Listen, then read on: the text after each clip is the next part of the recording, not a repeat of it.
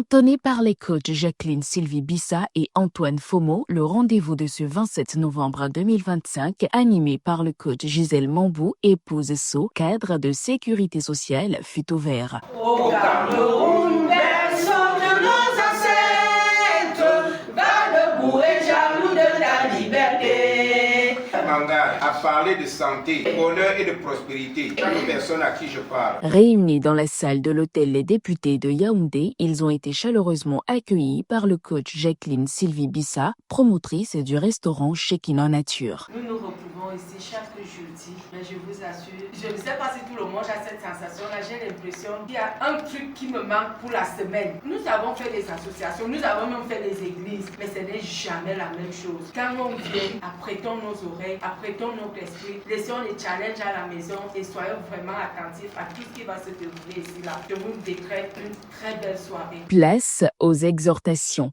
Ce soir, 3 ont été prévues, dont la première, centrée sur le thème « Pensée gagnant-gagnant », a été développée par le coach Rolande Chokessi, épouse Wonji, directrice générale de l'hôtel Le Macambé. Penser gagnant-gagnant, c'est croire qu'il existe une place pour chacun, une solution où tous peuvent avancer, un chemin où personne n'a besoin d'être sacrifié pour que le progrès soit réel. Cette vision ne demande pas seulement une nouvelle manière d'agir, elle exige une transformation intérieure. Elle demande de renoncer à la peur, de dépasser l'ego, d'embrasser les possibilités, que l'abondance est plus grande quand elle est partagée. Aujourd'hui, décide de penser gagnant-gagnant dans ta famille, dans ton travail, dans tes projets. Cherche l'accord qui bénéficie à tous, la solution qui valorise chaque partie. Tu verras alors que la vraie réussite n'est jamais solitaire. Elle se multiplie lorsqu'elle est vécue ensemble. Dans la deuxième intervention, les participants ont été exhortés par le coach Caroline Justine Gabomba, chef d'entreprise, à comprendre avant de chercher à être compris. Comprendre avant de chercher à être compris, c'est une approche qui peut vraiment améliorer les relations et les communications.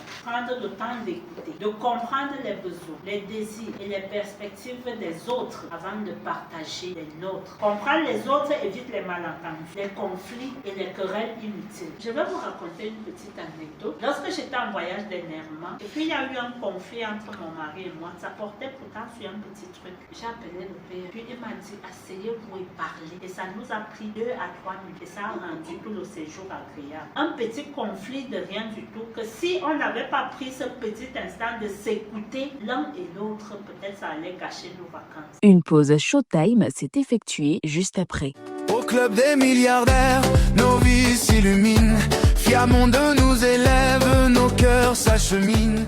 Enfin, la dernière communication qui a invité chacun à profiter de la synergie. Un thème décortiqué par le coach Angèle Mignatou, manager. Aucun grand projet, aucune grande entreprise, aucune vision durable n'a été accomplie par une seule personne. Steve Jobs avait les idées, Wozniak avait la technique. La synergie a créé l'une des plus grandes entreprises du monde. En janvier 2017, les pronostics étaient unanimes. Le Cameroun ne passait pas le premier tour de la CAN. L'équipe était jeune, sans grand stars, un effectif que beaucoup qualifiaient de moyen. Et pourtant, ce groupe de 100 grades, comme on les appelait, a défié les attentes. Pas grâce à des individualités, mais grâce à une chose, la synergie. La soirée a ensuite évolué vers l'appel à contribution assuré par le coach Jacqueline Sylvie Bissa, promotrice du restaurant Shekinah Nature. La partie qui nous rapproche de nos objectifs ou nous éloigne. Ne donnez pas parce qu'on attend en retour, mais ayez l'esprit de la générosité et vous gagnerez.